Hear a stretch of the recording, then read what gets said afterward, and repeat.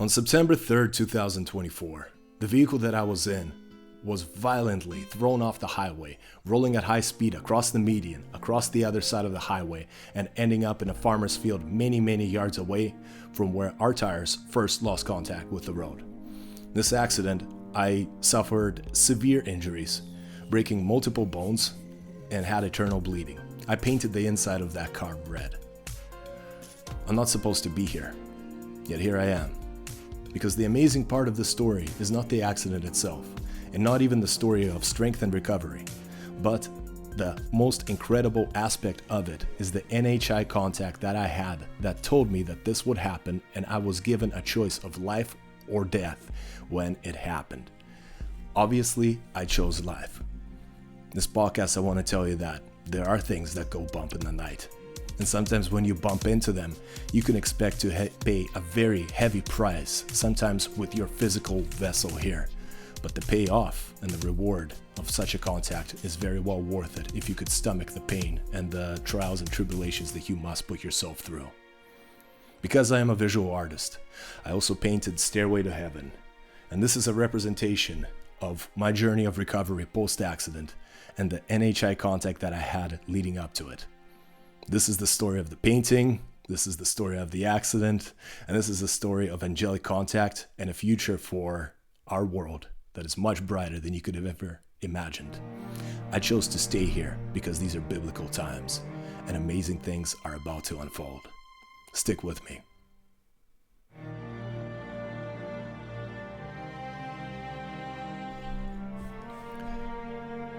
Alright, this is probably the weirdest part of the story. Probably the reason why many of you sick fucks are actually here to listen to it. And that's the NHI non-human intelligence contact that I had leading up to the accident. And this NHI contact, I was given a choice to live or die. And I was told about the accident, and my girlfriend can actually corroborate this story because I told her there would be a car accident before it actually happened. So here we go. From beginning to the end, I've had, to this point, 5 specific NHI contacts related to this car accident and this painting here. The first happened in 2024 and around January, after I had another very significant life event that completely destroyed my sense of normalcy happen. So that is a story for another time. Today I'm just going to focus specifically on my NHI contact that led to, I don't know, me dying and coming back to life more pissed off after. Let's go with that. Yeah, right, where we left off. I was trying to fall asleep, and then I was suddenly as awake as you could get, excited for a cup of coffee. This happened probably, I don't know, midnight or so, late in the evening, just before at like I fully fell asleep. So I woke up. It's hard to get out. Sorry, bear with me. I woke up, all right? I'm awake. And then this weird shit happens to me where I feel a sudden rush of energy rise from like the core of my body and feel it like go up my solar plexus into my heart, kind of up my spine. Ooh, just getting chills and tingles just from imagining it.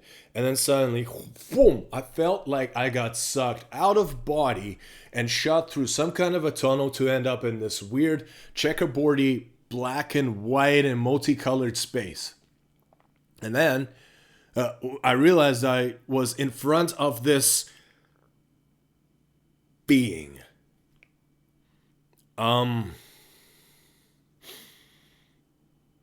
It was like a giant eyeball, like Vesica Pisces kind of eyeball, with wings spread out very, very far, like beyond my field of vision, if you could imagine having such a thing as a field of vision in this seemingly extra-dimensional space. And it was beautiful. Like the wings had like crystalline looking feathers and like eyeball looking things dispersed among the feathers, and there were several of these sets of wings, and what struck me was that I was looking at this being, but I felt like I was looking at it level, eye to eye. I wasn't looking up at it and worshiping it. I was not looking down on it. I was seeing level to it, which I found to be pretty significant. And of course, I got this incredible rush and sensation. This felt like reality, but more real than reality, if that makes sense. It's like the senses were much sharper. There's a lot of visual information to take in at the same time and very hard to translate with this human mind that we have here. But it felt more real than reality itself. And it was so shocking. I think I passed out after I don't remember falling back into my body and going or gasp sort of thing. I just remember the sensation of rushing there, seeing this thing, and then it's like it kind of goes, things go blank for me there. It's like, okay, what the fuck is that? And I thought it was just a one-off weird dream. And then one day I am lying down on the ground here, and I get this vision of a giant wing, like the kind that I saw in that first vision when I got sucked out of body. But it was just the wing on the wall opposite of me, right there, actually. I'll pan the camera later and show you where it was. And it was the most beautiful thing that I ever saw in my life to that point. And I saw it right as the solo of Stairway to Heaven came on, which is why I named this painting The Stairway to Heaven, because that song, it has just so much spiritual significance for me. And I think there's encoded information in it that if you listen to certain parts of it, you connect with things that are on the other side, if that makes any sense. So I'm seeing this big giant wing splayed out in front of me, and the colors are wild pink and blue and green and yellow, all of the colors flowing in and out of themselves, and look like crystalline and transparent and glowing from the inside. It was, by God, that was such an incredible sight to see. And it was like I was seeing the world, the physical reality of my living room, but superimposed over it was this image of this wing. It's like imagining it, but not imagine. It's like the imagination was so opaque that it looked almost more real than the reality that I was seeing with my two eyeballs here. That was a second contact with this being. I'm like, okay, this is getting pretty cool, right? I decided to make a painting of that. And I painted a thing called the Seraphim because I decided, after doing some research and whatever intuition in my head, that thing that I was seeing is a seraph. I don't know if I am on point or based in this. I'm sure some biblical scholars can cross-examine me and probably tell me that was something else. But I saw something, and it looked like an eyeball with wings. That's what I fucking saw. I'm not gonna make shit up. And then, a few weeks go by, third contact. I'm sitting right there, kind of like in that spot, again in my living room, looking out a window. And in my mind's eye, I close my eyes for a minute, and suddenly I'm there, but I'm floating with these other, I guess, winged beings on almost a digital looking landscape, if that makes sense. But not digital like in a fake and gay video game type, but ultra high def and stunningly beautiful world. And I felt the feeling in me. The feeling that I had was, I am so sick and tired of Earth. I want to go home. I am just fucking done with planet retard and all of the other idiots on it, including myself. Take me away from planet retard. And it's okay, back, normal life. Okay, cool. Right, so 3 times saw the same thing. Neat. Maybe I just have a vivid imagination. You could always use that crutch on me, right? And then 4th time. Right, this is where it gets really, really real for me and really difficult to even accept. But bear with me. Went to the washroom and as I'm sitting on the porcelain throne, I see in my mind's eye these beings again, and this time I'm having a conversation almost. And I am given a choice. Basically, I have a knowing within me, like, this being presents itself, and it offers me a choice. You have a choice. You can come with us and do the work that you need to do from the other side with us, or you could stay on Earth and finish your work here where you are. And I'm like, whoa, okay. So I just kind of play along with this conversation. I don't know if I'm imagining it or if it's a real thing, but okay. I'll go along with it.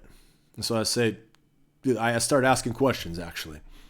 First question is, okay, if I choose to go, what happens to my kids? I have 2 sons. And the only response I got back was, they will be all right. They will be taken care of. Like, okay, interesting information. Reassuring, I guess. And then I asked, what is going to happen to my girlfriend? Same response. She'll be all right. She will be taken care of. I'm like, okay. And I thought about it for a moment, and I kind of sat there pondering, making the most important decision of my life, whether I'm going to live or die without realizing it. But it was presented in such kind of like a innocent way, so as not to affect my decision. I guess whatever was contacting me wanted to see genuinely, do I want to leave this planet because it fucking sucks? And let's face it does suck here. Or am I willing to continue and see the amazing show that's going to come up?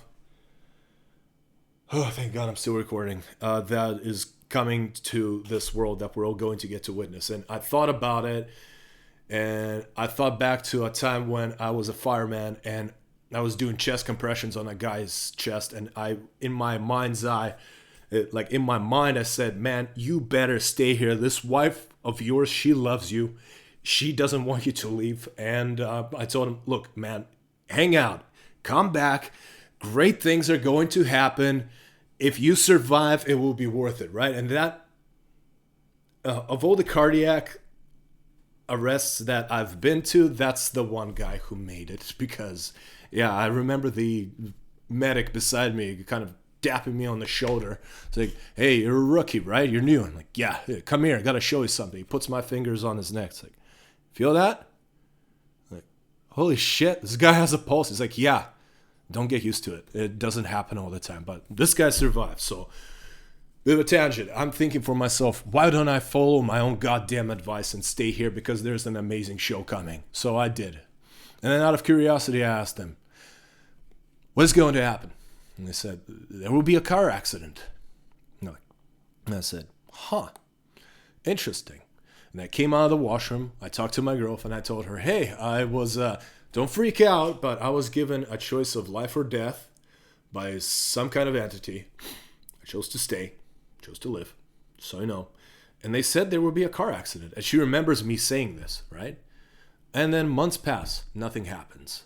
I thought maybe I just imagined it. Maybe if I didn't imagine it, since I chose to stay here, there will be no car accident. Then comes the night of September 3rd. After my girlfriend and I have been driving all night to make my son's first day in kindergarten, we didn't quite make it. And the car, as I said, it flew off the highway and I got pretty messed up. But here's the miracle of it. We crashed in the densest fog that she had ever seen in her life. But, as luck would have it, on a big, windy mountain highway outside of the city limits, not by far, but outside of city limits, where we crashed, just 50 yards down the road, down the highway, was a cop who had pulled over a semi-truck driver with his lights on. And he saw the whole thing. Like, what are the odds? Any autists out there with mathematical knowledge, like what are the odds of a cop being present at the time where I have maybe about a 10-15 minute window of survival in an area that doesn't have really good signal, just being there at the time of the crash? What are the fucking odds of that? And this guy, if you're watching this, props to you, man. Thank you for being there for Me and my girlfriend, especially in our really, really shitty situation. I can only imagine it from your perspective. Having a pretty chill night shift, you pulled over some guy who's driving without a license or whatever, semi-truck driver. You know we have a problem in BC. Anyway, and then out of the fog, out of the silent fog, you hear a screech and then blam, blam, blam, blam, blam. And this fucking Hyundai was a SUV and is slowly becoming a sedan with every bonk that it hits on the ground, lands like 50 yards in front of you. Like, what are the odds of that shit? I would have dropped a brick, to be honest. That's scary. My heart would have fallen out of my ass. But because you were there, bro, and code for backup, I survived. I made it. But I know why you were there. This is the kooky part, right? How do you go about saying that you're in touch with an angel and that you survived because you had some woo-woo spiritual experiences? How are we doing here? 16 minutes. Let's keep rolling. Well, here's the tricky part.